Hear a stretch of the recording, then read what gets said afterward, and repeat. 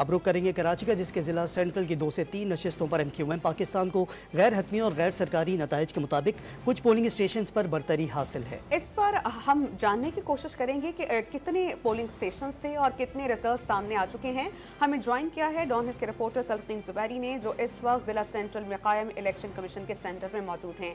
तलकीन, बताइएगा आज overall turn over कैसा रहा और अब तक गैर हतमी गैर सरकारी रिजल्ट जो सामने आ रहे हैं, कौन लीड कर रहा है इस वक्त?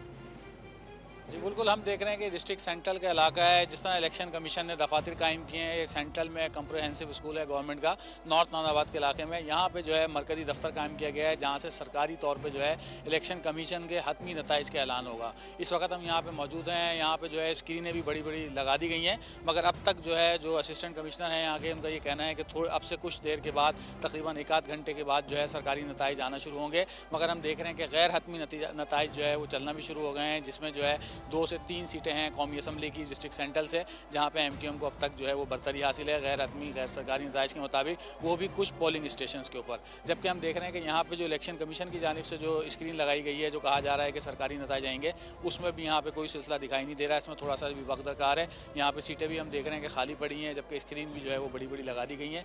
जो असिस्टेंट कमिश्नर हैं, उनका ये कहना है कि इसमें अभी थोड़ा सा कुछ वक्त लगेगा। जैसे ही रिजल्ट जो है कंपाइल होते हैं तो हम स्क्रीन पर जो है वो देना शुरू कर देंगे।